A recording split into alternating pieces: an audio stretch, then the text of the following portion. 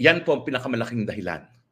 Kawalan ng kumpiyansa dahil sa patuloy na pagtaas na presyo ng mga bilihin, inflation, na ibig sabihin nawawalan ng balor ang peso. At kapag ganyan po talaga ang problema natin sa inflation at nawawala ng balor ng peso, syempre, yung kumpiyansa rin ng mga nangangapital sa stock market, naglalaong parang bula. At yung bagsak po nitong araw nito na napakatindi. Ay, hindi ko na pala nagamit yung slide, no? Pero ganong katindi ang bagsak, nako, tuturo ko na lang po sa aking ito po, oh. Tignan niyo po, nakikita ba ito? Magandang araw sa inyong lahat. Nako, na-miss niyo ako, no? Na-miss ko yung ating Spokes Hour nung Martes kasi po ako'y bumiyahe. Pabalik po ako ng Kazakhstan papunta ng Maynila. Napakatagal po ng biyahe.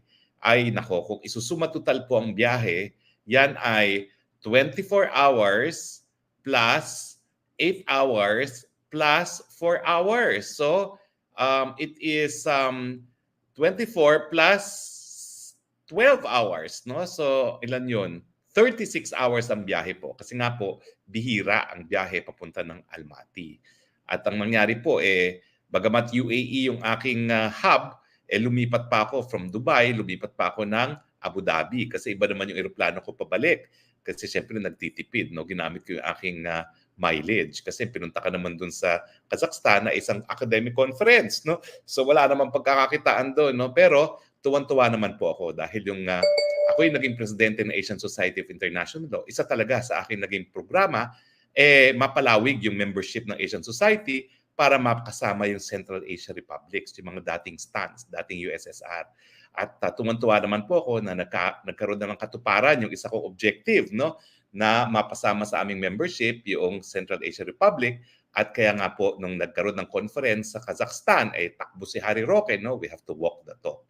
So maraming salamat po. Thank you to all those who made the Kazakhstan conference a huge success. Napakaganda po ng konferensya. At ang naging tema dyan, at ito rin yung aking sinabi doon, na yung international law as we know it, bagamat palaging sinasabi ng mga puti na sila nagsimula niyan, hindi po totoo. Dahil yung mga relasyon sa Asia, nakatira pa sa kuweba ang mga puti, meron na tayong relasyon sa mga bansa sa Asia. At dahil po dyan, ay ibig sabihin, bago pa nagkaroon ng Grotius na sinasabi nilang ama ng international law, meron na tayong international law dito sa Asia. Matagal na nga po tayong nakikipagkalakalan sa China. Bago pa nagkaroon ng tinatawag na international law, may mga relasyon na tayo. Kaya nga po hindi totoo na ang international law ay nanggaling sa mga puti, sa mga Westerners. Nauna po ang Asia. At kaya naman po yung tema ng konferensya, hindi lang po ano yung naging kontribusyon ng Asia sa international law, kung hindi, paano ginagamit ng mga puti ang international law para itaguyod ang kanilang mga interes. At kinakailangan tayong mga Asyano at mga Aprikano magsama-sama at itaguyod naman natin ang interes natin. Anong interes natin bilang mga developing countries? Siyempre, yung pag-unlad, yung hindi mapahamak sa gulo ng mga makapangyarihang mga bansa. Yan naman po ang ating ninanais bilang mga developing country. Magkaroon lang tayo ng mas mataas na antas na kabuhayan, magkaroon ng kapayapaan. At yan naman po naging tema. At galak na galak po ako kasi hindi naman tayo nag-iisa dun sa ating paniniwala na dapat ang mga Asyano, ang mga Pilipino, itataguyod ang pang-nasyonal na interest natin at hindi interest ng mga developed countries gaya ng Estados Unidos. Pero ang pag-usapan po natin, nako, talagang mula nung nagsimula ang bagong republika, ay nako, talagang nagbagong ating lipunan. Bagsak po ang stock market. Halos 1% ang binagsak ngayong araw na ito. Isa sa pinakabagsak sa kasaysayan ng Philippine stock market. At ang peso po sa bagong republika, malapit na po sa all-time low na 59.2. Nag-close po siya ngayon ng 58.9. So kaunti na lang, all-time low ang peso. Ano hong ibig sabihin ng nag-all-time low ang peso at napakalaki ng bagsak ng stock market? Naalala nyo yung depression sa Amerika. Yung depression sa Amerika nung panahon ni President Roosevelt, isa po talaga sa nag-trigger ng recession na yan ay yung pagbagsak ng stock market kasi nawala yung pera ng mga Amerikano na ininvest sa stock market. ganyan din po ang nangyayari ngayon sa atin, no, sa pagbagsak ng stock market. Bakit ba ho bumabagsak? Well, unang-una, whether be it stock market o yung peso, yan po ay dahil kawalan ng kumpiyansa. Ano po yung mga dahilan kaya nawawalan ng kumpiyansa? Walang pinakamalaking dahilan po dyan, yung walang tigil na pagtaas ng presyo ng bilihin or inflation. Kapag mataas po ang inflation, nawawala ang balor ng ating currency. At pag nawala ng balor ang ating currency, ibig sabihin, babagsak talaga tayo as against the US dollar. So yung bagsak po ng peso na yan, bagamat sinasabi nila na lumalakas din ang US dollar dahil panahon ng gera, at talaga naman pag may gera, talagang either ang gustong hawakan ng mga tao sa buong daigdig ay ginto o dollars, meron ding kinalaman yung napakataas na pagtaas ng presyo ng bilihin. Kaya bumabagsak ang kumpiyansa sa peso. At alam nyo ba ho, noong October 2022 na all-time high, panahon din po yan ni PBBM dahil nagsimula ang termino niya ng July 1, no, or June 30, 2022. No? So doon sa bago pa lang siya, nawala na po ng kumpiyansa ang lahat ang buong daigdig, basically, hindi lang naman Pilipinas ang nawawalan ng kumpiyansa sa peso, no? Dahil po ang peso, hindi lang naman po Pilipino ang gumagamit niyan. Ginagamit yan ng iba't ibang mga nasyon na merong gustong kunin sa atin, bagamat ang bayad nila ay dollars, no? So, yan po ang pinakamalaking dahilan. Kawalan ng kumpiyansa dahil sa patuloy na pagtaas na presyo ng mga bilihin, inflation, na ibig sabihin, nawawalan ng balor ang peso. At kapag ganyan po talaga ang problema natin sa inflation at nawawala ng balor ng peso, syempre, yung kumpiyansa rin ng mga nangangapital sa stock market, naglalaong parang bula. At yung bagsak po nitong araw nito, na napakatindi. Ay, hindi ko na pala nagamit yung slide, no? Pero, ganong katindi ang bagsak, nako, tuturo ko na lang po sa aking ito po, oh. Tignan nyo po, Nakikita ba ito? Tignan nyo, oh. Yan ang bagsak ngayong araw na ito. Napakatindi po. Nakita niyo yung graph. Bagsak talaga. Bumagsak ang stock market ng 45.0 points down to 6,366 or 0.7%. Isa po sa pinakamatindi ito. Kung titignan niyo sa graph, yung pagbagsak niya, isa sa pinakamatindi. So sa bagong republika ni PBBM, wala pong kumpiyansa ang mga nangangapital sa stock market at wala rin kumpiyansa sa ating Philippine peso. Well, at least po, meron tayong record kasi yung lowest rate ng peso, yung pinakamahinang peso sa administrasyon ni PBBM at syempre sa bagong republika, PBBM will beat his all-time low! Yan po ang bagong republika. Ano pong kasagutan dyan? Well, kinakailangan addressin po natin yung inflation. At para nga po, ano ba yung nagko-contribute sa inflation? Unang-unang pagkain. Napakatindi po ng pagtaas ng presyo ng pagkain. Bakit? Kasi nga po, hindi na natin inaasikaso ang interes ng ating mga magsasaka.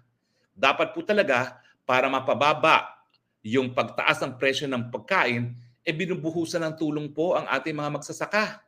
Dapat po, unang-una, meron tayong subsidy para dun sa hybrid na miski tag-init or baha, mataas pa rin ang ani. Hindi po kakayanin bilhin niya ng ordinaryong mga magsasaka kung hindi isa-subsidize ng gobyerno. Number 2, dahil napakataas po ng mga pataba at saka pesticides na karamihan po talaga ay nakabase rin sa gasolina, lalong-lalo na yung insecticides, kinakailangan i-subsidize din natin yan. At siyempre, pangatlo, kinakailangan talaga humanap tayo ng mga pamaraan para mapababa ang presyo ng gasolina dito sa Pilipinas. Dahil pag tumaas ang presyo ng gasolina at isa na tayo sa pinakamataas sa buong daigdig, talaga magtataasan ng lahat. Dahil lahat naman po na kinakalakal, kinakailangan isakay sa sasakyan na gumagamit ng gasolina. So kinakailangan po talaga maghanap tayo ng mga alternatibong pagkukunan. At ako po, inaatupag ko po yan. Kaya rin isa riyan sa aking pakay na nagpunta ako ng Kazakhstan. Dahil ang Kazakhstan po, isa sa pinakamalaking oil exporting country sa daigdig, pero hindi po sila miyembro ng OPEC. Kaya po pwede sila magbenta na below market price. Ang problema, ang nadiskubre ko, lahat po ng langis napupunta either sa Russia na meron silang pipeline o diretso sa China. So wala na tayong mabibili. So ang pinag-aaralan ko ngayon, baka naman makaangkat tayo galing sa China na mas mababang presyo dahil mababa naman nilang presyong nabibilian sa Kazakhstan. At yan po ang aatupagin natin. Kaya pupunta naman tayo ng China in search of mas mababang gasolina. Well, ito naman pong paghahanap ng mas mababang gasolina, nasimulan kayo na ako'y spokesperson pa.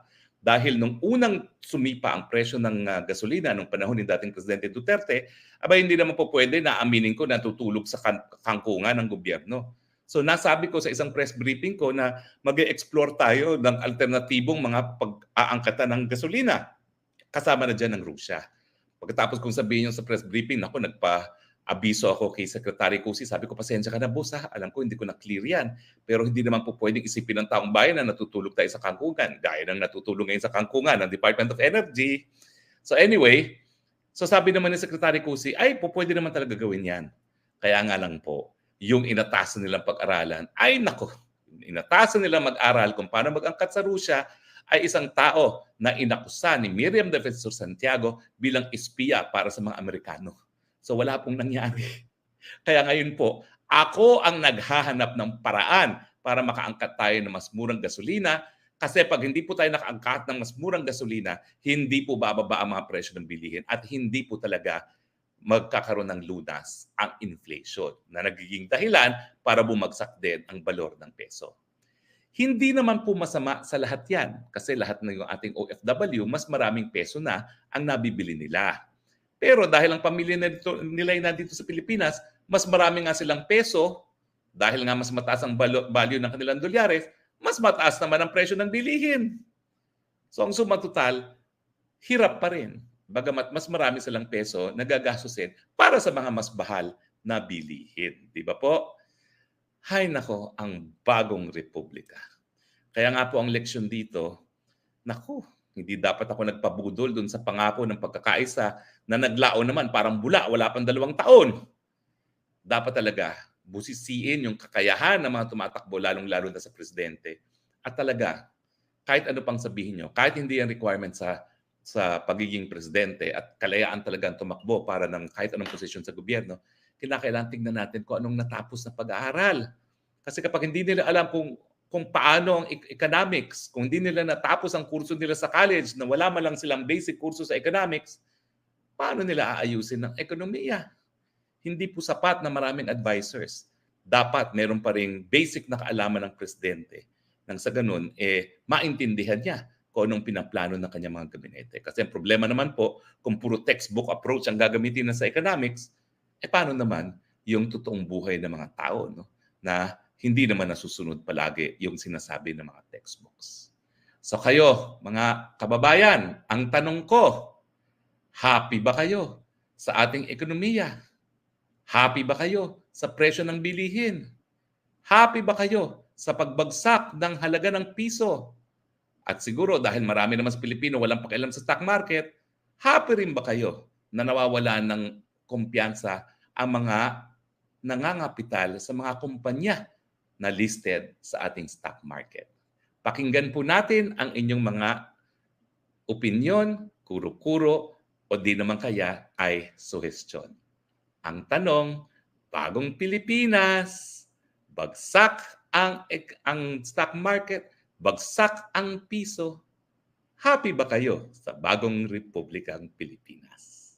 Sige po, basahin na natin mga komento. Bakit ba madilim itong aking screen at halos hindi ko mabasa? Sandali baka mamaya yung aking mata lumalala na. Naku, wag naman sana. Okay, ang una ko is si Norcos. Anong bagong Pilipinas? Bagoong ang Pilipinas po. Mali dinig natin sa kampanya. Ang totoo, bagoong ng Pilipinas talaga. Ikaw talaga, Norco.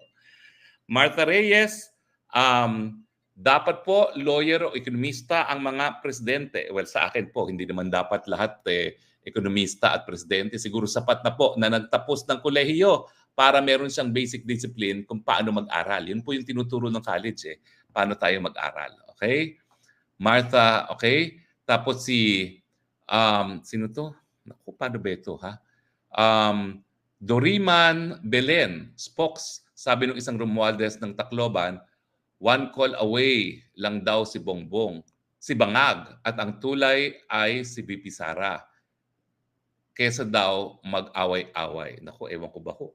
Sino ba ang unang umatake kay VP Sara at binawasan ang kanyang budget na parang siya'y kalaban?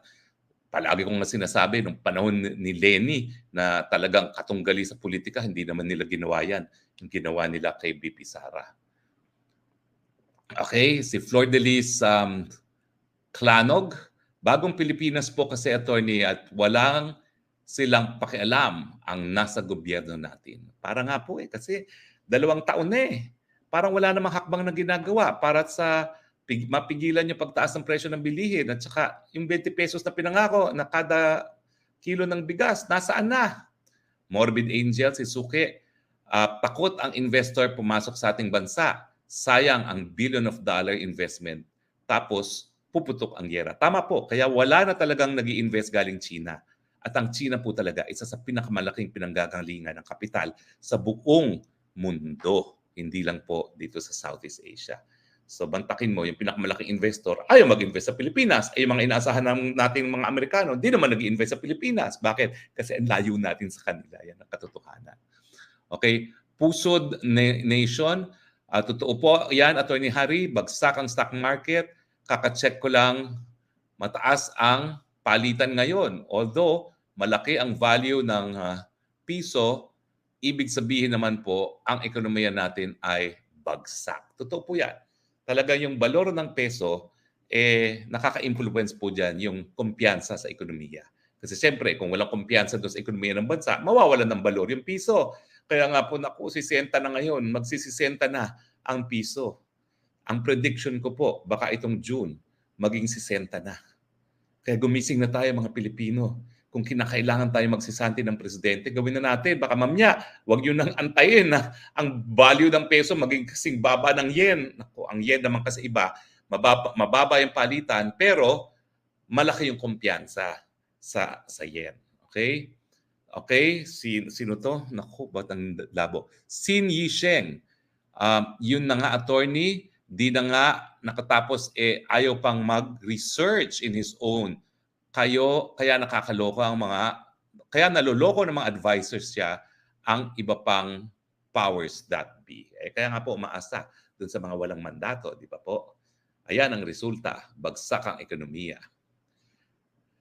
Hay nako, Duvary Concepcion, nilulustay pa ang pera ng bayan para sa mga pasyal-pasyal. Wala naman pinapasok na investment sa Pilipinas. Totoo po yan. Kasi kung totoo yung mga pinapangakong mga investments, hindi po babagsak ng ganito ang peso. Kasi supply and demand din po yan eh.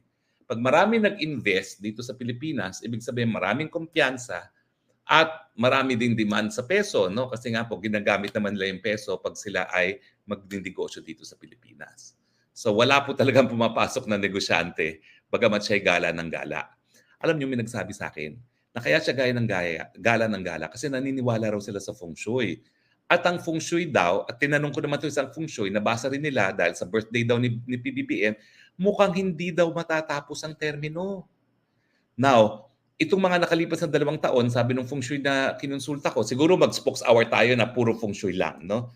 Ang sabi, talagang napakasama ng feng shui ni Presidente na pwede daw matanggal sa pwesto. Ang sagot dyan, maglamyerda sa ibang bansa para mabaliwala yung bad feng shui. Ayun ang ginawa. Naglamyerda. Eileen Longley, malaki ang palitan advantage sa mga nagpapadala pera, disadvantage naman sa ating ekonomiya, kaya bagsak. Totoo po yan. Kaya nga sabi ko, well, mabuti naman yan sa mga OFW, pero siyempre, marami silang piso na nabibili doon sa kanilang dollars, mataas din naman ang presyo ng bilihin, so ubos din. Diba? Kasi nga, kung mahina na yung peso mo, mataas pa ang inflation, ano pa mabibili ng pera mo? Baka maging mukhang Mickey Mouse money na yan. Panahon ng World War II, ganun po ang halaga ng Japanese money. PJM, Attorney Roque, bakit yung BFF mo na si Gwen Garcia, tumiwalag na kay PDP laban ni Duterte? Lokal na politika po yan. Siguro pag-usapan natin later on yan. Okay? Out of topic. Pag-uusapan po natin yan. Pascuala Limatok, planado po ko umuwi dyan para bumili ng mga property. Pero umurong ako dahil natakot ako sa giyera ni BBM. Totoo po yan. Dahil pag nagyera yan, lahat ng property nyo pwedeng tamaan at mawalan ng valor. Totoo po yan. June Pass, happy-go-lucky, kids kasi si Bangag, laki sa layaw, kaya walang alam, niloloko lang ng mga advisor na corrupt. Well, yan pong problema kapag hindi nagkaroon ng sapat na pag-aaral man lang para alam niya kung paano pag-aralan. Di ba? Oy, alayo, ang haba nito. Frapao, Lance Durac, Porcotilo. Spoksari Roque, good morning, sir. Thank you for speaking for the Filipinos about issues that are relevant to all of us. The prices of rice and necessities, affordable and quality medical service for the low-income Filipinos. Big companies want to invest in the Philippines, but we don't have reliable source of energy, electricity. This administration is not doing anything to calm tension between China and Philippines. Peace in Mindanao was possible during Duterte administration. Well, nag-warning na po yung isang bangko na talagang itong alitan natin sa China, dahilan po para maging mitsaya ng ating ekonomiya. Siyempre, war is never good. Okay? Well, ito pa. Aquilino Terrano. Naku, palpak itong gobyerno ni BBM kasi President Duterte lang, best president ever. Kontrolado niya ang lahat. Walang ginawa si Marcos, biyahe ng biyahe lang siya. Nasa ng 20 pesos kada kilo ng bigas, ang masang Pilipino, kung may murang bigas, happy na kahit mag-ulam ng asin. Basta may bigas, okay na, busog ang tiyan. Totoo po yan. Naku, magkano na ngayon ang kada kilo ng bigas? Baka nasa 60 na, 65. No? Kung ganong kabagsak ang peso, ganun din kataas ang presyo ng bigas. Dahil hindi nga sapat ang ating inaaning bigas, mag-aangkat tayo dahil mataas ang dolyar, mas mahal pa rin yung presyo ng aangkatin na bigas. Kasi siyempre, mas maraming peso para mabili yung same quantity. Well, alam niyo po sa demokrasya, ang soberenya ay ang taong bayan. Dumarating na po tayo sa punto na baka hindi na kayanin ng mga Pilipino ang pagtaas ng presyo at yung pagbagsak ng ating piso. Huwag po kayo mag-alala. Bilang soberenya, tayo magdidesisyon kung dapat bang magpatulong ang mga nanunungkulan sa gobyerno. Ako po ngayon ay nasa Kazakhstan, okay? At ako po ay pauwi na ng alas 3 mamaya ng madaling araw. Ngayon ang oras dito ay alas 5:30, no? 3 hours behind Manila. So mga 8:30 na po dyan. Medyo maaga tayo nag-Spoks Hour kasi maghahapon kami ng last dinner rito kasama isang kausap namin. Ako po ay nagpunta rito dahil doon sa tinatawag naming Intersessional Conference ng Asian Society of International Law na ako po ay naging isang past president between 2018 and 2019. Yung termino ko po, isa sa talaga naging proyekto ko ay palawagin yung membership ng Asian Society of International Law para maging bahagi yung mga Central Asia Republic, yung mga dating USSR, no? At isa na nga po dyan ng Kazakhstan. Kaya nga po nagagalak ako na matapos ang tagal rin yun, no? 2019 natapos. 5 taon ay nagkaroon po ng katuparan yung aking minungkahi at talagang pinuspusan naman talaga, no, na maging miyembro nga ang mga Central Asian Republic at sila nga po nag-sponsor ng Intersessional Conference. Sa susunod na taon po, ang konferensya ay nasa Hanoi, yung aming biennial conference, at year after that, binubuyo ko po yung mga taga-Georgia na sila naman mag-sponsor. Pagkatapos po niyan, dadalhin natin sa Middle East dahil yung isang foreign secretary naman po ng Middle East country, Kuwait, ay isang naging kaibigan ko, no, nung ako'y nagpunta sa Kuwait, nung ako po'y spokesperson pa ni Presidente Duterte. Pero bagamat tayo po'y nasa Kazakhstan, patuloy tayong nakatutok sa mga balita at mga pangyayari sa Maynila. Abay, nawindang po ako.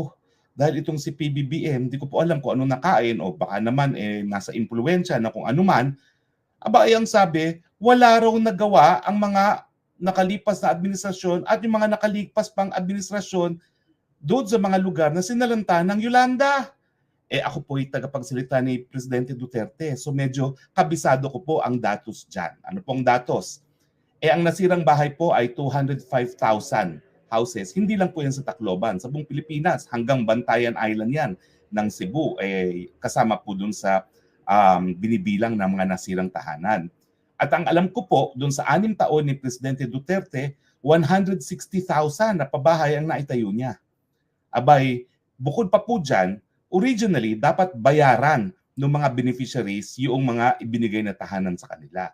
Pero dumating sa punto na ibinigay ng libre ni Presidente Duterte. Yan ba ho ang pruweba na walang nagawa ang administrasyon ni Presidente Duterte? Sa katunayan, ang daming interview ni PBBM nung nakalipas na puro pasalamat siya. Pero dahil ayaw ko gumamit ng mga footages ng ibang kumpanya na baka mamaya maging dahilan para tayo'y maparusahan for violating community standards, ang gagamitin ko na lang mga media cards kung saan binanggit ni Presidente Marcos nung nakalipas ang kanyang mga pasasalamat kay Presidente Duterte. Napakaliit po, hindi ko mabasa. Pwede kaya mapalaki natin ito. Well, anyway, ito po isa, no? At basahin nyo na lang po yan, hindi ko mabasa. Pero talagang ang sinasabi po dito ni Presidente Duterte, nagpapasalamat siya. Ni Presidente Marcos, hindi pa siya presidente, nagpapasalamat siya kay Presidente Duterte. Hindi lang sa kanyang pagpunta sa Tacloban matapos ang Yolanda. Opo, nagpunta po ang ating Mayor Duterte pa noon right after matapos ang Yolanda at nakita niya yung mga bangkay talaga na nakakalat doon sa Tacloban. Hindi lang po si Presidente Duterte nagpunta roon, pati po si now Mayor Baste Duterte. Ang sabi nga ni Baste, parang nawala ang Panginoon sa Tacloban nung sinalanta ng Yolanda. So yan ba ho ang walang ginawa sa Yolanda? Sa katunayan po, kung kukunin yung porsyento ng natapos na mga pabahay ni Presidente Duterte na ibinigay ng libre sa mga biktima, 85% po ng lahat ng target ng Aquino administration nagawa po ni Presidente Duterte. At syempre dahil nangyari po ang Yolanda 2013, natapos ang termino ni Aquino ng 2018, unang taon puro plano-plano lang yan, at saka walang pondo para dun sa mga pabahay na yan. So karamihan talaga noong 85% na natapos na pabahay ay sa termino ni Presidente Duterte. Ano pong ibig sabihin yan? Ibig sabihin yan, mali ang sinabi ni PBBM, fake news. Fake news ang sinabi ni Presidente Marcos na wala raw ginawa ang administrasyon ni Presidente Duterte para sa mga biktima ng Yolanda. Mabuti na lang si Super Ate to the President ay humingi ng abiso doon sa mga nasaktan sa sinabi ni Presidente Marcos. Dahil alam naman ni Super Ate to the President na naroroon din sa Tacloban matapos mangyari ang Yolanda na talagang on the ground na ang mga Duterte. Hindi pa sila nasa Malacanang. At dahil nga po sa kakulangan ng pondo right after nangyari itong event na ito. At saka, yung politika, di ba natalo si Marojas? Kasi si Marojas pinulitika, hindi naman daw nila kakampi ang mga Romualdez sa Tacloban, kaya bakit tutulungan? Di pa po nakalimutan nyo. Ako po yung nag-number 3 dyan sa Tacloban dahil ang paniwala ko po, nung nag-rally kami sa unit team dyan sa Tacloban, nanginginig po ang buong katawan ko. Dahil kinuwento ko sa kanila na bagamat ako dati sinusuportahan ko yung mga dilawan na yan, nawala talaga ang tiwala ko sa kanila nung pinulitika ni Marojas ang pagbibigay ng humanitarian assistance at pinagkait niya ang tulong sa mga taga-Tacloban.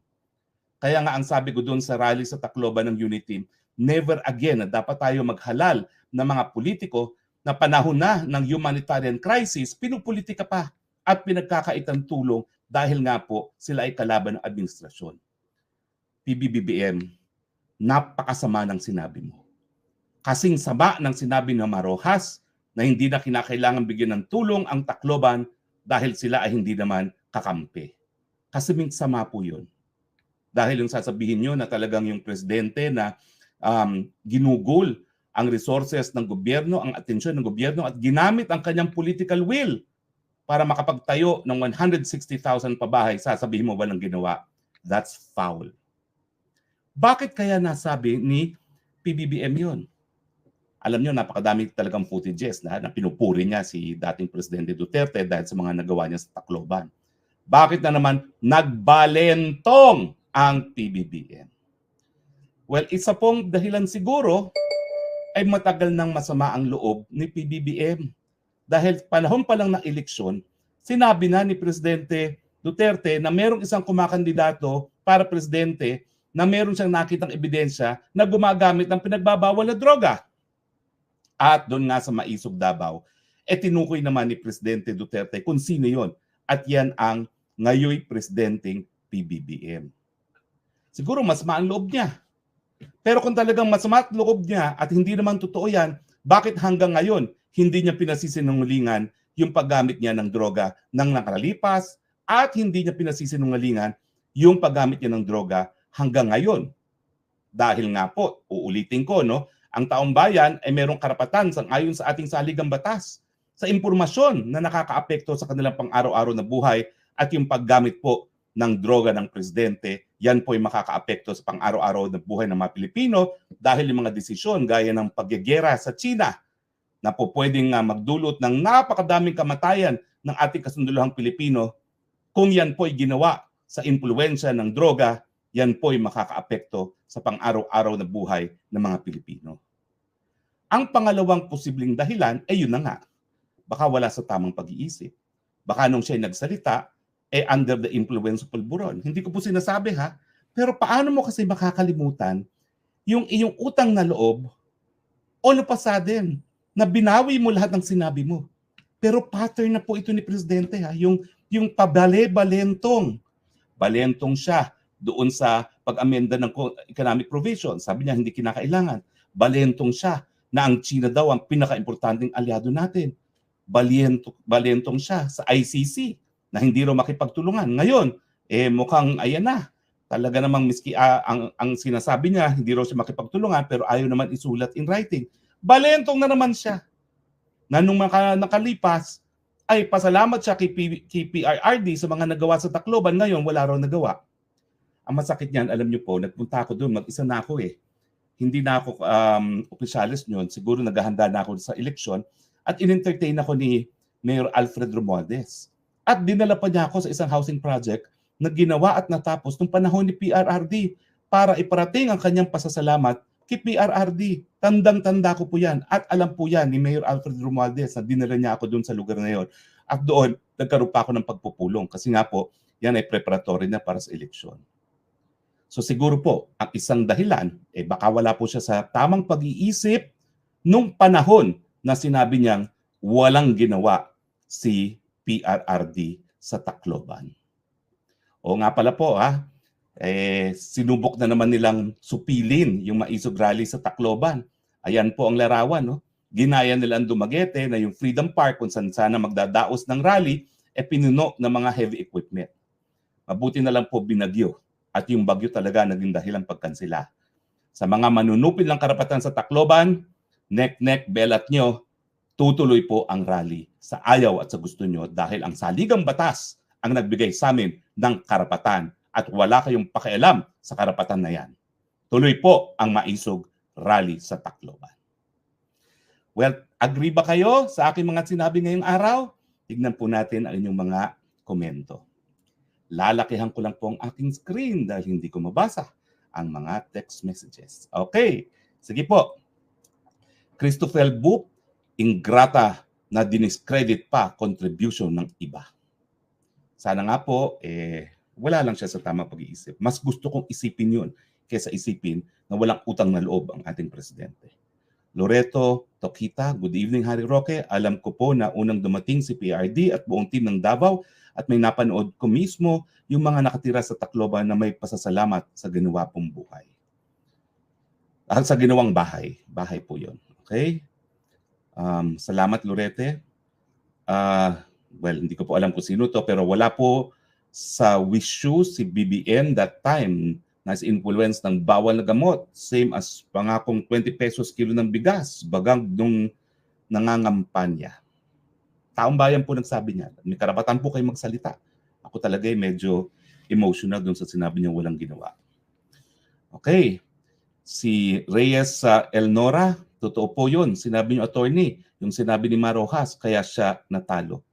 Hindi ko po alam kung ano yung mas masama Yung hindi naman sila kakampi sa politika, wag na nating tulungan. O yung ipagkait yung recognition sa taong tunay na tumulong. Ano ba ho yung mas masama? Okay. MBC, good evening Spokes. Wala sa tamang pag-iisip ang adik na presidente. Bakit kasi di pa kumikibo si VP Sara. Hintayin po ba natin na malagay sa panganib ang mga Pilipino? Kailangan po taong bayan magsalita, hindi po si VP Sara. Dahil si VP Sara, sa tingin ko po, tama naman ang ginagawa niya dahil siya ang pinakamagaling na sekretary ngayon sa buong gabinete at ang nakikinganabang ay ating mga learners. Iparinig po natin ating boses. Sumali na po tayo sa mga maisog kahit pa pinagbabawal nila. Loreto Kita, dyan mo magagalit si dyan po magagalit si VP Sara Duterte kay BBM. Personalan na po masyado. Wala na po talaga. Personalan na masyado at wala nang basihan ang mga pinagsasabi. Okay. Mirna San Jose, kaya pinaninindigan na ni Bangag ang pagkakabangag. Kaya di niya naalala yung speech niya noon. Di sinira lang niya ang sarili niya. Di sinira lang niya ang sarili niya. Ay, tama nga po Kung hindi lang sana baka tayo ma-community standards, papa-air ko po dito yung mga video na yan. Kaya lang baka ma-community standard tayo dahil copyright infringement. Okay. Marjorie Blando, totoo po ba sa ilalim na i-impeach si SOP Escudero? Totoo po ba na i-impeach si SOP Escudero? Ano po pwedeng gawin ng mga lawyers ng opposition na remove BBM legally? Well, ang legal procedure po dyan, dalawa. Well, tatlo po yan. Death or incapacity, resignation, or impeachment. Okay? Ako, Igop, ano ba stand ni Alfred Romualdez attorney? Di ba nakalagay si Alfred na ng permit? Di naglagay.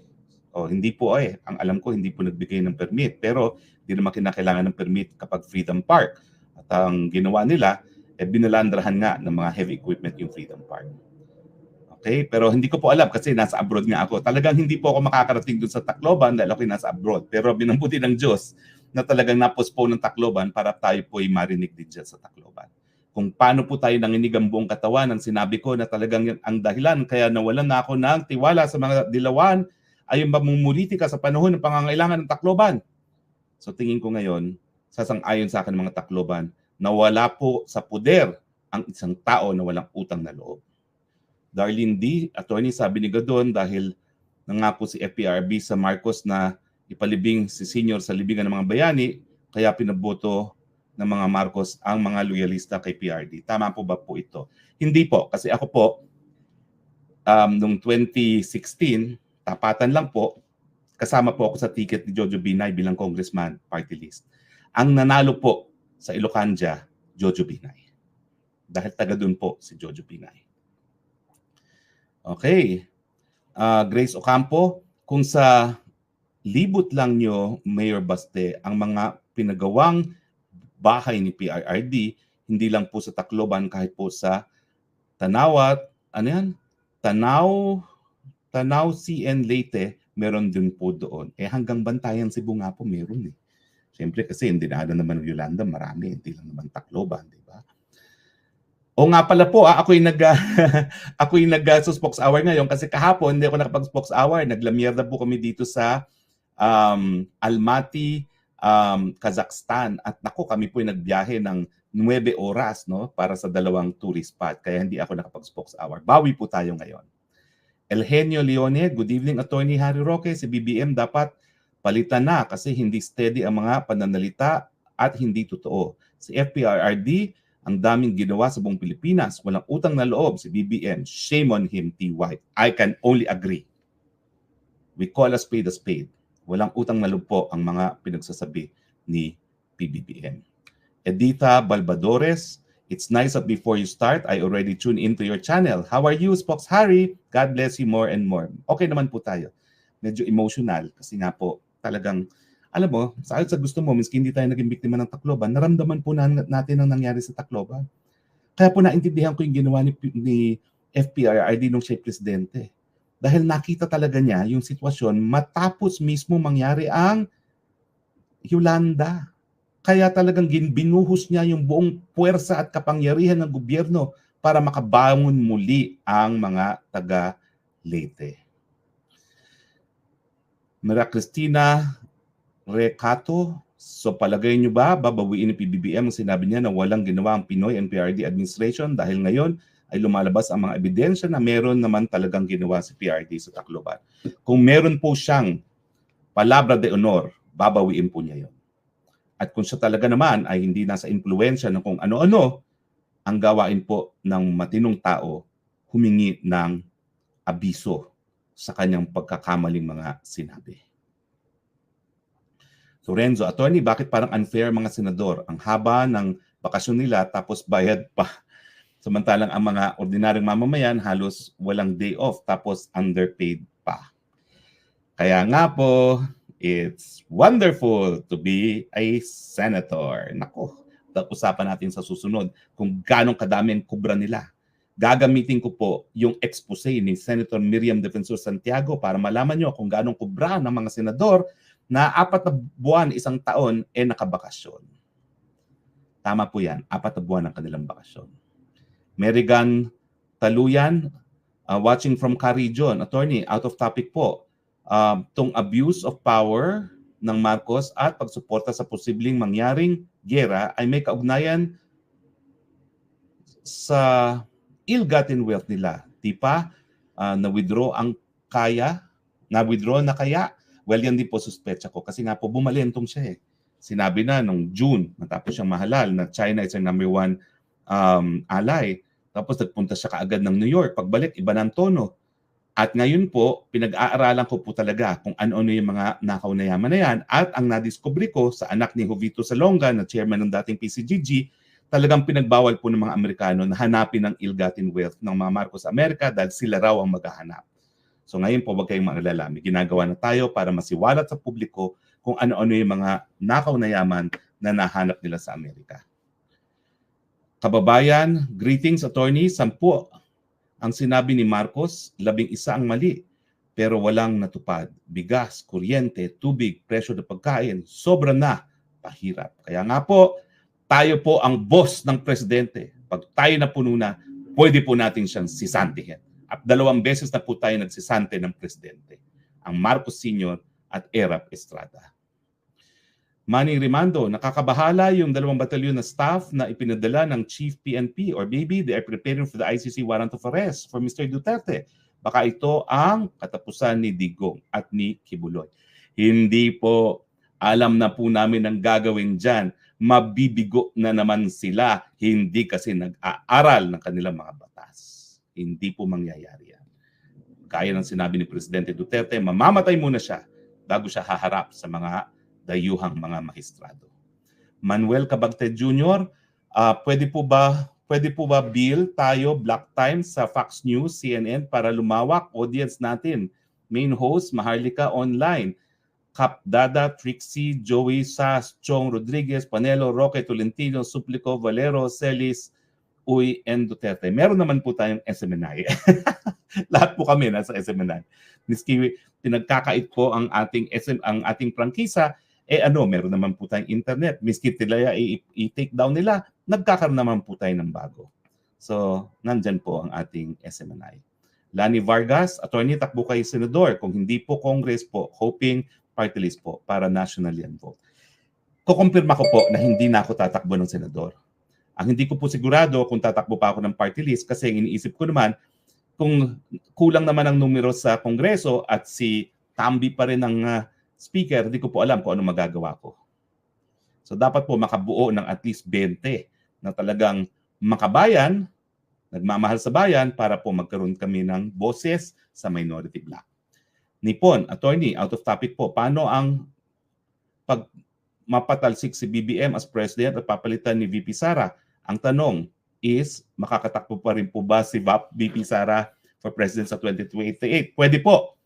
Kung hindi po siya maninilbihan bilang presidente ng 4 na taon or mahigit pa. Ibig sabihin, kung siya po ay uupong presidente, dapat matapos po ang July 1. Dahil pagdating po ng July 1, less than 4 years na. Ang prohibition po sa saligang batas, pag siya'y nanilbihan ng 4 na taon o mas mahaba pa, hindi na siya makakatakbo. So, importante po yan July 1. Aka Camotes, attorney, good evening from Camotes Island. Uy, ang ganda po dyan. Tanong lang, yung irregular expenses ba ng isang LGU without approval of LGU, illegal ba? Siyempre po. ang lahat po ng LGU parang gobyerno rin yan ng Pilipinas. Sa kinakailangan, lahat po ng gastos ang ayon po sa naaprobang ordinansa ng budget. Saraya Imyan, mayor ng Tacloban, umiyak pa sa Senado nung pinatawag may hearing noon. Ngayon, di man lang inisip ang tulong ni PRRD. Short memory ba sila? Grabe, ungrateful mga taong ito. Isang bunga nga sila. Di ko naman po alam. Pero dapat nagsasalita na ang mayor ng Tacloban. Pero nagsalita po ang super ate to the president. Humingi po ng abiso dahil doon sa maling paratang ng presidente natin. Saraya Imyan, okay. So Carolina Chua, good evening Attorney Harry. I voted for you last election and will vote for you again this 2025 and 2028. We need you for the betterment of this country. Thank you po. Maraming salamat po. Pinagdarasal po natin yan. Marino Niere, Attorney, sana po pag kayo po ay mambabatas, sana balangkasin ninyo at dagdagan ninyo ang kasalukuyang batas na lalong linawin o higpitan ang candidates for president specific sa drug-related. Yun nga pong problema kasi hindi dapat magkaroon ng additional requirement para yung karapatan na tumakbo para sa public office. Pero sa tingin ko nga, dapat pag-isipan natin. Drug test, importante yan. At saka yung college degree man lang nang sigurado tayo nasa tamang pag-iisip yung ating presidente. Kung sa police, kinakailangan college graduate ka, bakit sa presidente? Walang diploma, nagiging presidente. Rodolfo De Leon, Attorney, nalam kung dito ito relevant sa topic mo, pero ano ba ang masasabi mo ang pabago-bagong registration ng BOI para sa mga airline passengers, maging Pilipino or foreigner? Board ng immigration. Naguguluhan nga po ako. Pag ako nagbabiyahe, meron silang electronic registration. Ewan ko ba kung mapapagod na naman yan. Sabihin na lang natin na kapag po ganitong kagulo sila, madi-discourage ang mga tao na bumisita sa Pilipinas. Diba? RD Exile, wala pa bang project si FARD sa Tacloban na para sa daan or highway? Yun nga po, ang laki ng binuhos ng pera na ni Presidente sa Tacloban. Mantakin mo yung mga bahay na binigay sa mga biktima ng Yolanda, libre hindi na pinabayaran. Saan ka nakakita ng ganyang presidente tapos sasabihin wala raw nagawa? Jeya TM, di kaya binubudo din tayo ni Senator Amy Marcos na kampi siya sa Duterte kasi wala naman siyang magawa sa kapatid niya at mga kamag-anak. Well, sa akin naman po, kung gusto lang niya magpasasa sa pwesto, tignan niyo naman kung gaano nagpapasasa ang ibang mga kamag-anak. Yung pinsan nga lang, feeling president na, lalo na yung kapatid. Pero hindi naman po ginagawa ni Senator Amy Marcos yan. Ambisyosa. Good evening, Attorney Harry. OFW po ako sa Hong Kong and I noticed ng mga banana products dito are from Guatemala. Is this an indication ng Pilipinos is no longer exporting banana o ba sa bansa na under ng China? I-check ko po kasi yung kasama kong Chinese dito sa Kazakhstan, may pinakita sa aking artikulo na binababol na raw ang saging. Hindi ko pa po yan inaanunsyo. Kukumpirma ko po yan kasi yung artikulong pinakita niya sa akin nakasulat Chinese. So ang plano ko po, tawagan ko yung mga kaibigan ko sa Beijing mismo, yung mga mamamahayan para malaman kung nagkaroon na naman ng ban. Pero yung pinakita niya sa akin Chinese na artikulo sa internet, parang pinagbabawal na raw ang pagpasok ng saging at ng durian. Pero hindi pa po yan kumpirmado. Hindi po yan kumpirmado.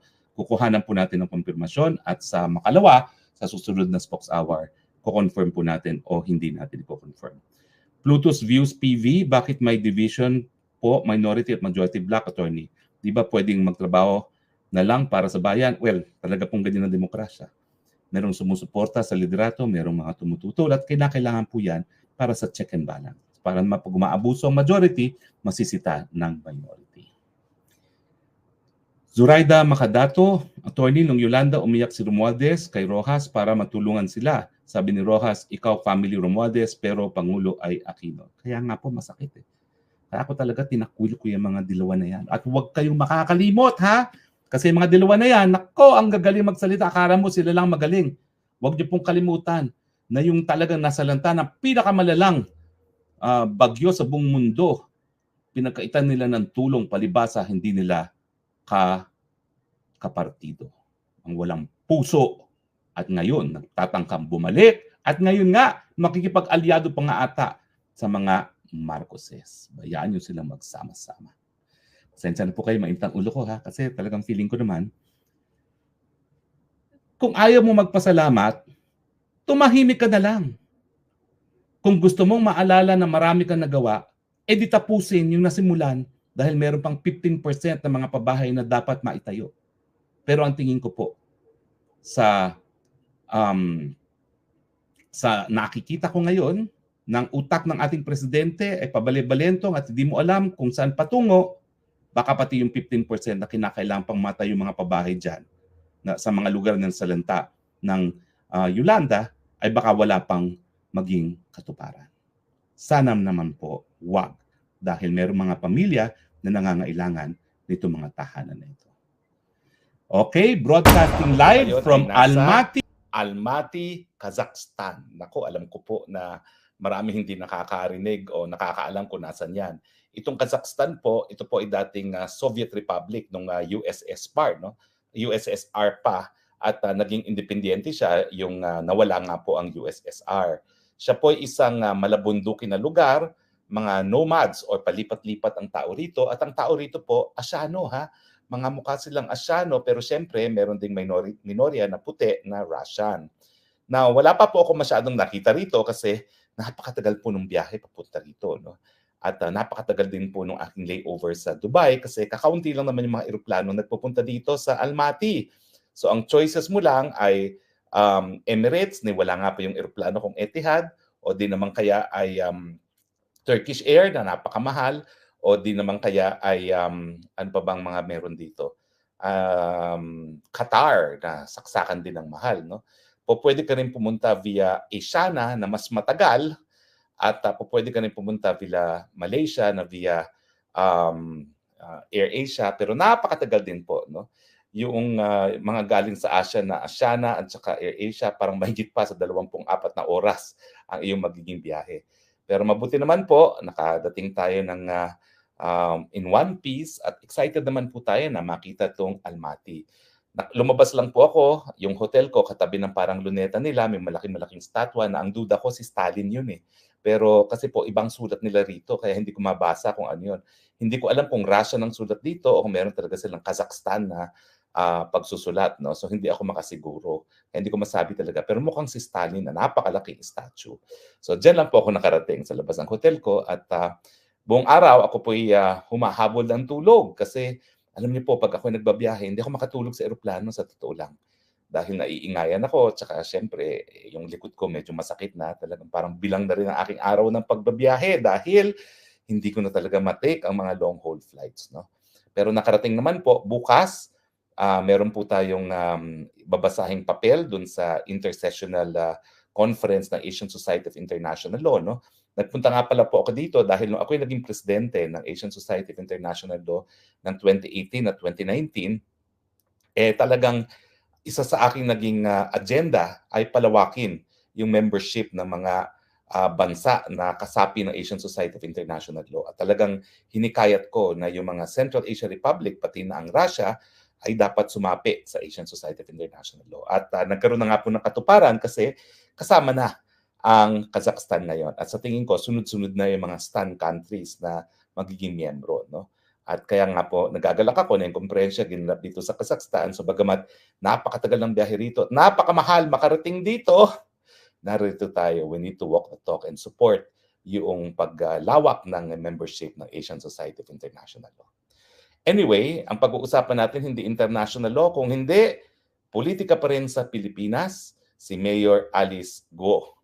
Well, siya po ay nagsalita na, no? Siya po ay nagsalita na kay Karen Davila ng ABS-CBN at siya po ay naglabas din ng isang opisyal na statement, no? Ano ang mga sinabi ni Alice Guo? Well, alam niyo po, hanga naman po ako kay Mayor Alice Guo kasi naintindihan ko kanyang pinagdaraanan. Yung kanyang pag-amin na siya pala ay love child sa isang kasambahay, napakahirap pong aminin yon sa harap ng publiko. Kasi alam natin dito sa lipunan natin sa Pilipinas, may stigma pa rin kapag ikaw ay bastardo, anak out of wedlock, or anak sa hindi kasal ng mga magulang. At syempre, lalong-lalo na kung ikaw ay isang anak ng kasambahay na mayaman ng iyong ama. Talaga naman pong mayaman, di hamak ang kanyang ama. Chinese nationality. Tapos nabuntis ang kanyang kasambahay, ang resulta ay si Alice Guo. So, ako po, ang simpatya ko na kay Alice Guo. Kasi mantakin ninyo para aminin niya yung kanyang pagkatao na siya isang produkto na isang um, pagsasama sa isang amo at isang kasambahay. Napakahirap gawin po yan sa publiko. Kaya naman po ako, ganun na lang ang simpatya ko at kinukonsidera ko na parang underdog masyado itong si Alice Guo na parang binubuli ng ating mga politiko. So ibabalik ko po ang tanong sa ating mga politiko, no? Lalo na kay Senator Ontiveros. Ano ba talaga ang dahilan na ikaw ay nag-iimbestiga in aid of legislation? Ano ba yung batas na nais mong buuin sa pamamagitan ng pagsusuri ng pagkatao ni Alice Guo? Paparusahan mo ba ngayon ang mga love child? Eh di ba, hindi naman pinili ng mga love children na sila ay mapanganak sa ganyang circumstance? Lahat tayo sa tingin ko gusto nating mapanganak sa isang normal na pamilya, kasal na ama at ina. Pero hindi po nangyayari talaga yan. Napakadami po nating mga kapatid sa ating lipunan na anak sa labas o anak sa ganitong circumstance na sa ating society, talaga naman pong skandaloso, tinuturing na skandaloso ang pagiging anak na isang kasambahay. No? Hay nako, ganun na lang po talaga ang simpatya ko. So yan ba ho ipagbabawal natin? Eh paano naman, kasalanan ba yun ng anak na ganyan ang circumstance ay nabuo sa mata naman ng Panginoon, lahat po ng anak, lahat ng kabataan, lahat ng isinilang, lahat po yan ay binuo ng ating Panginoon at anak din ng Panginoon kahit sila ay hindi anak sa isang kasal ng mga magulang.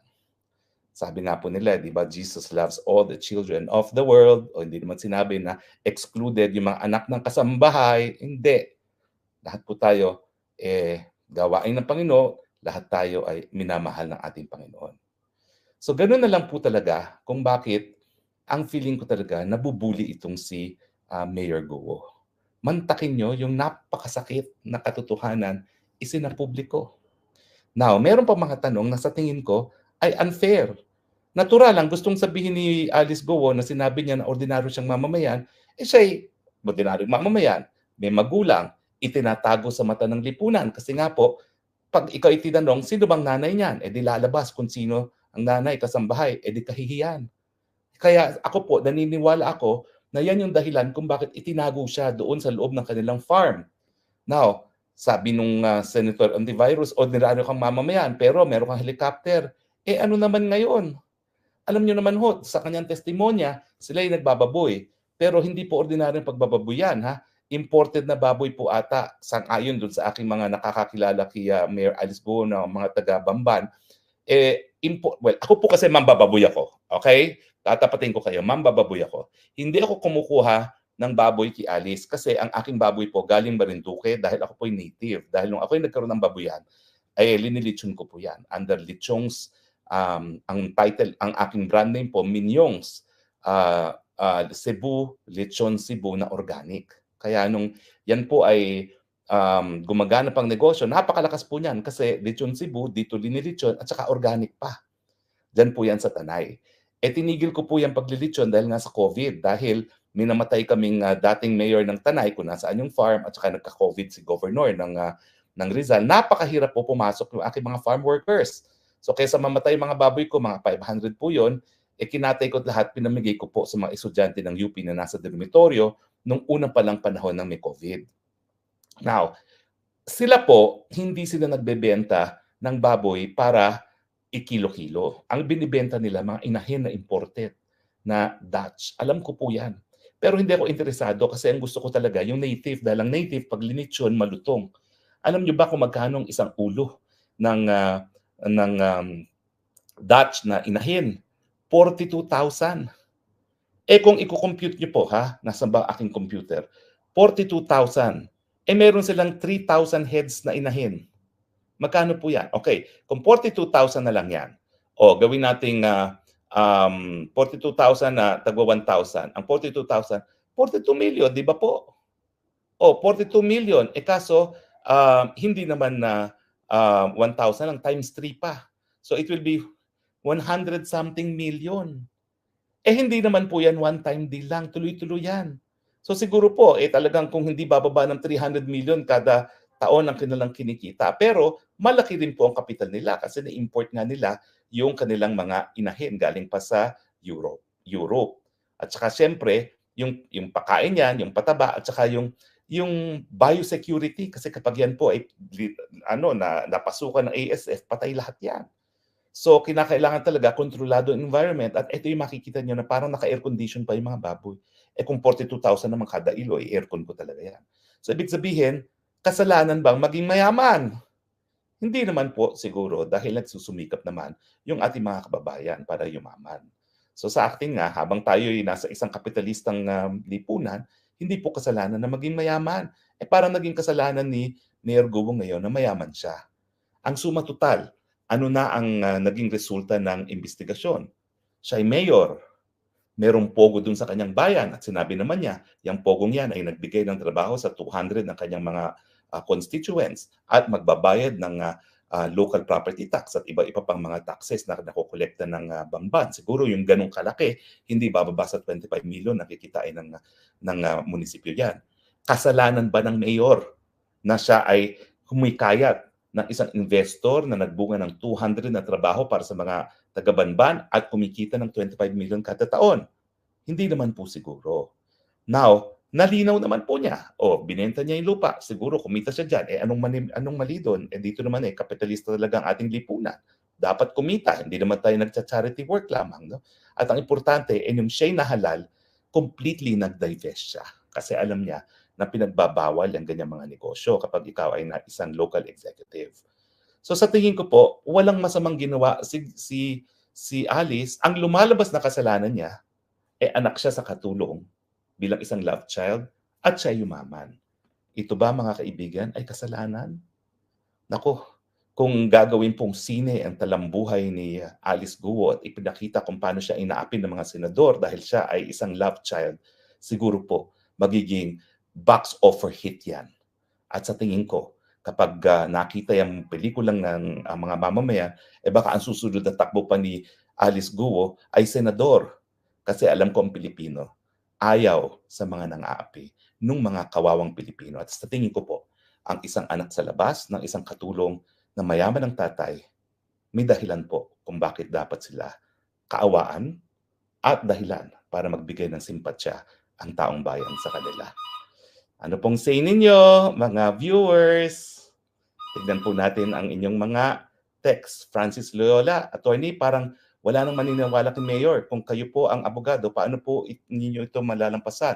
Ano po ipapagawa ninyo sa gawain niya? Wala naman pong dapat gawin si Mayor. Kasi ang nagpaparatang ang dapat magpatunay. Ang paratang sa kanya ay siya daw ay isang ahente ng China. Nasaan ang ebidensya? Hindi po dapat i-disprove ni Mayor yon, kung hindi, talagang sila po dapat magpatunay niyan. Okay? Lalaine de la Cruz, pasensya na kayo, tumutunog yung aking telepono at saka ako na lang po titignan kung sino yung tumatawag na yan. No? Pero patuloy po natin dahil ayaw kong maputol ang ating talakayan. Lalaine de la Cruz, first time nakaabot sa live, watching from Hamburg, Germany. May God bless and guide the investigation on Mayor Alice Guo. Mabuhay ka po, Attorney Harry. Always happy to watch Spokes Hour. So babalikan ko po yun. Ang pinakamabigat na paratang ahente ng China, nasa ng ebidensya? Ang ebidensya ba ay dahil anak siya ng katulong? Kalokohan naman po yan. Okay? Sige, tingnan pa natin ibang mga texters. Candy V, Attorney, hello. Hindi po yata siya love child kasi married ang parents niya according to her birth certificate and had 3 other siblings na same mother and father. Well, alam niyo po, naintindihan ko yan dahil ako po ay 34 years na nagpa-practice ng law. Yung mga love child po talaga, ayaw nilang mabansagan na bastardo yung kanilang mga anak. So sa birth certificate, marami po talaga na linalagay na legitimate ang kanilang mga anak. Kasi ayaw nila. Sa lipunan kasi natin, talagang mapang-api ang lipunan natin sa mga anak sa labas, sa mga bastardo. Kaya po, naintindihan ko po. 34 years of law practice, marami na po ako nakitang ganyan. Kaya nga po, minabuti natin na magbagong batas dun sa family code ngayon. No? Dati talaga, merong stigma sa new civil code na hindi pwede man lang gamitin ang pangalan ng ama. Bakit naman paparusahan yung mga anak sa labas? Hindi naman nila pinili na anak sila sa labas, di ba po? Kaya ngayon, payag na rin ang batas. Pwede na rin na gamitin ang apelido ng ama miski hindi po kasal. Di ba? Yan po ipagpapakita na hindi naman po kasalanan ng mga anak sa labas na sila ay anak sa labas. Si Brian C., ang aking kaibigan, napag-initan lang si Giwao na nagkakandara pa ang mga politiko to use her and bully her to uplift themselves. O nga po yan ang mahirap sa ating mga politiko Kung anong iskandalo na sensational, sasakyan nila. Dapat po, kung gusto nyong maghangad sa mas mataas na pwesto, gawin nyo po yan sa pamamagitan ng inyong sariling mga nagawa na.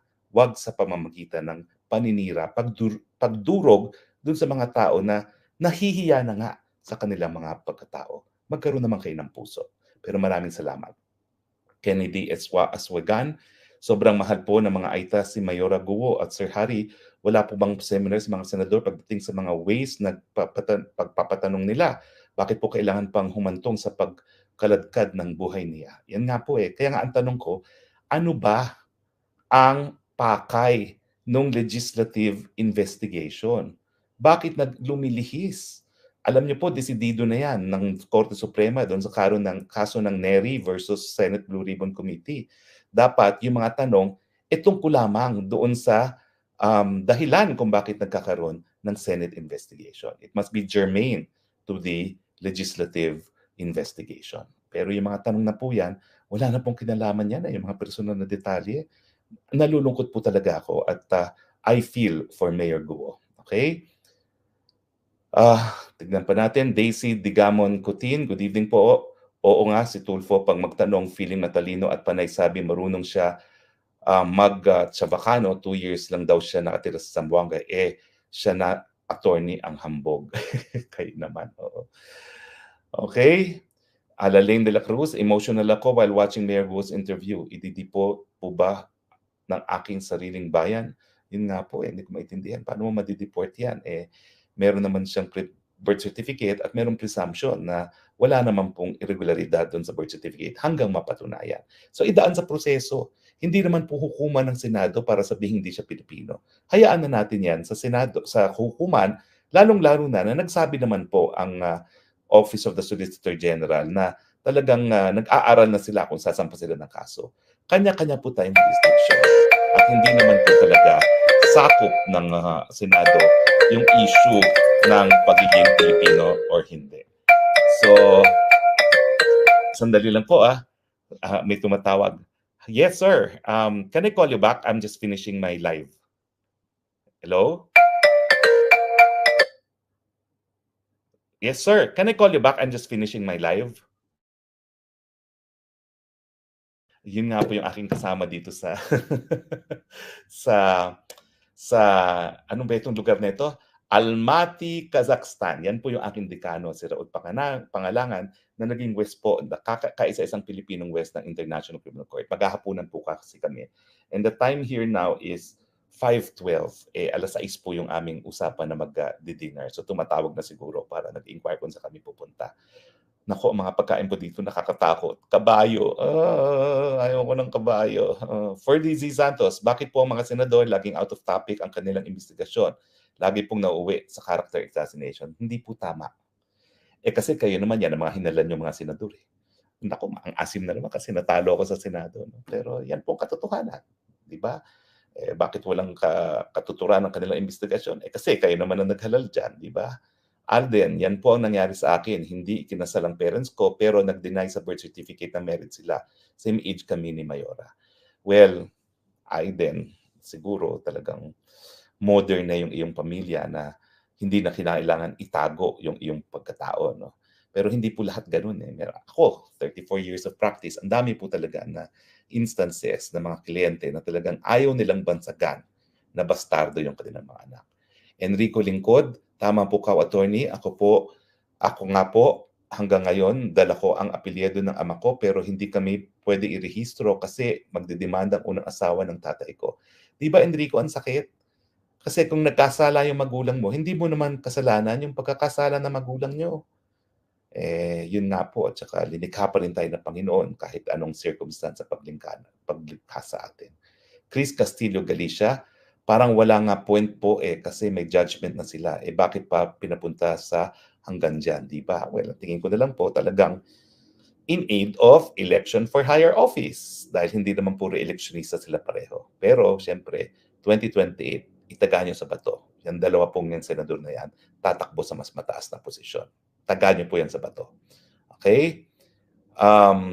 Norberto Tu Sabandol, si Mayor ay tunay na Filipino. In fact, may birth certificate and Philippine passport siya. Hindi siya espiya. Well, yan po ang pinagpapatunay ng pagkakaroon ng birth certificate at passport. So, kinakailangan magsampa pa ng kaso ang Solgen para madeklara na hindi siya Pilipino. Padaanin po sa tamang proseso. Eli De Leon, ang nakikita ko lang dito is gusto lang ng gobyernong ito na kamkamin ang kayamanan ni Mayor Alice. Kaya kahit ano-anong na lang ang pinaparatan sa kanya. Nakakalungkot. Well, wag po natin kalimutan, nasa politika po si Alice at meron po siyang makakalaban sa 2025. So, sinong pinakamakikinabang sa ganitong mga issue? Yung gustong maging mayor ng Bamban. Lalaine de la Cruz, hirap kapag mga astang abogado lang ang mga nasa investigating panel. Personalan ng mga tanong. Kaya nga po dapat, hindi naman po requirement na maging abogado yung ating mga senador, pero please, alam nyo na ang gawain nila. Kapag hindi sila gamay sa law of evidence at sa batas, ganyan po nangyayari. Nasasagasaan po ang pagkatao ng mga resource persons. No Jeepnit, attorney, atin ba kayo ng Maisog Tacloban? Nandito po ako ngayon sa Almaty, Kazakhstan. So hindi po ako makaka-attend, pero lahat po mga taga-Tacloban, please, hayaan nyo pong marinig ang inyong boses, kayo po ay mag-attend sa Maisog, Tacloban. Okay? Angela, nakalaya na si Sir Morales, majority ng Pinoy, parang nanalo sa loto. Iyak ang mga bagag. Ha, ha, ha, ha. Yan po aking prediction, di ba? Sabi ko, isang araw lang niya ikukulong kasi wala po talagang dapat dahilan na siya makulong. Sabihin na natin na nagsinungaling siya dun sa kanyang personal data sheet. Ano naman na kinalaman yun sa Senate investigation? Yun po ang aking tinatanong. Dapat yung pagsisinungaling may kinalaman doon sa dahilan kung bakit nagkakaroon ng investigasyon ang Kongreso. Kung wala naman pong kinalaman yan, yan po ay labag sa karapatan ng resource persons. Attorney Roque, dapat imbestigahan ang PAOK-CC at Malacanang sa pang-raid sa mga POGO at illegal detention ng ginawa nila. Tigil na korupsyon sa POGO ng gobyerno. Ngayon, bilibing pera ang kinakangkam nila. Galit sila kay Mayor Guo kasi mayaman at tumutulong sa mga mamayan at kanyang bayan. Sa tingin ko nga po, no? Ang sa akin naman, kung talagang merong ebidensya na nakalap doon sa raid, doon sa POGO na yon, dapat magsampa ng kaso. Kaya lang, pinauwi nila yung mga Chinese na nagtatrabaho doon except for isa. Ano ibig sabihin yon? Wala silang ebidensya laban doon sa dineport nila. Dahil kung meron, dapat kasuhan muna dito sa Pilipinas. Ice Mocha, if Alice is found innocent, the Senate chairman with their allies must be accountable to the UN for character assassination and discrimination. Well, alam niyo po, talagang merong remedyong ganyan si Mayor Alice. Pero meron naman po siyang abogado. I will leave it to her lawyers. Dalawa po yung abogado niya eh. Parang si Attorney David at saka si Attorney Avisado. Morbid Angel, Suke, Attorney, out of topic lang. Anong masasabi niyo sa planong pag-impose ng sanction laban sa ICC dahil sa arrest warrant para kay Netanyahu? Well, marami po talagang pumuputok ang buchi dyan sa ICC. Pero ako, sa tingin ko, tama naman ang ginawa ng ICC. Ang puntiryahin nyo, yung talagang nagkakasala sa buong mundo. Mantakin nyo, 35,000 na halos na sibilyan ang namamatay dyan sa Gaza Strip na mga inosenteng sibilyan. Samantalang dito sa Pilipinas, sa mga namatay naman, dahil nga doon sa drug war, no? May dahilan po yan, hindi sila pinapatay dahil sila ay inosenteng sibilyan. Samantalang dito po sa Israel, sa Gaza Strip, pinapatay sila dahil sa sibilyan na nakatira lang doon sa Gaza Strip. Bayanon, ML, attorney, ano po comment nyo sa sinabi ni BBM na wala daw nagawa administrasyon ni FPRD para makatulong sa mga victim sa Yolanda? Excuse me po. Nandyan po yung mga naitayong mga tahanan na. At nung ako po'y bumisita dyan sa Tacloban, nakasama si Mayor Alfred Romualdez, ang laki po ng pasasalamat ni Mayor Alfred Romualdez at inikot pa niya ako doon sa isang resettlement area na pinondohan sa administrasyon ni Presidente Duterte. Hindi po totoo yan. At siguro magkakaroon tayo ng separate na spokes hour para i-dispute yung sinabi ni BBM. Diosdado Talye, attorney, tanong lang kung pwede bang mag-snap election dahil ayaw magpa-drug test at resign ni BBM, pwede ba snap election? Well, taong bayan pa rin po ang soberenya. Taong bayan magdidesisyon kung panahon na para sisantihin ang nakaupong presidente. Hindi po yan kriminal. Bisdak ng Davao, attorney, sana ma-discuss mo about 112 billion na napunta sa COMELEC. Mas sama na po kasi paningin nila kay Bato at Tolentino. Well, hindi ko po alam kung ano yung 12 billion na napunta sa COMELEC. Please, paki-private message sa akin kung ano yung 12 billion na yan. PJC, tatakbo po kaya si Chi sa 2028 na pagka-presidente kalaban ni Sara? Ano sa tingin niyo po? Well, tingin ko po, yung mga tumakbo na ng minsan at hindi ipinalad, hindi na po tatakbo muli. Ang only exception po dyan si Ping Lacson. No? Pero si Ping Lacson naman po talaga, talaga namang wala kang masasabi sa pagkatao niya at sa kanyang plataforma. Kaya lang, wala talagang mass appeal. No? So, tingin ko si Cheese, happy na po siya na siya ay senador. Batang Kangkalo, Attorney Roque, ilang taon po ang pagkakakulong sa violation ng RA 10173, otherwise known as Data Privacy Act. Hindi ko po kabisado. Pero tignan po natin yung batas, okay? Lalaine de la Cruz, ingat po kayo, attorney, sa mga biyahe. Sana makabisita kayo dito sa Hamburg, Germany. Ay, naku, alam niyo, hindi pa ako nakakarating sa Hamburg. Napakaganda daw dyan. Pero nakarating na ako sa Frankfurt, nakarating na ako sa Cologne, nakarating na ako sa Berlin, pero sa Hamburg hindi pa. D.W. Lingayan, the Catholic Church was behind the stigma about illegitimate child. Pero mga pare ay may hilig sa sexcapades behind the church convents. Well, alam niyo naman po, yung mga tisoy, no, na wala naman pong kamag-anak na Espanyol, alam na natin paano sila napanganak. Hindi po kasalanan ng mga anak yan. Ed Durano, out of topic po, Attorney Roque, ano po masasabi niyo sa recent passing of the Absolute Divorce Act sa House of Representatives in its third and final reading? Makakapasa kaya ito sa Senado? Baka may pag-asa po. Kasi dating humarang yan si dating Senate President Tito Soto. Sa tingin ko po, panahon na para magkaroon ng divorce law ang Pilipinas. Dadalawa na lang pong bansa sa buong daigdig ang walang divorce law, ang Pilipinas at ang bansang Vatican, kung saan po nakabase ang simbahang Katolika. Jimmy Cabusaw, good evening po, attorney. Ano po masasabi niyo sa conviction ni Mr. Bobo? Hay nako na lang ang aking sasabihin. Okay? Pero nagsalita na po ang Korte Suprema, hindi na po pwedeng ma-disbar ang already disbarred. Pero yun nga po, sana naman mamatanggap na ng aking kaibigan si Larry Gadon ang mensahe galing sa Korte Suprema.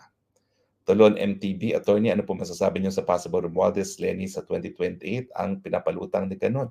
Ay, naku, maganda po yan kasi matatalo sila. Okay? Maganda po yan.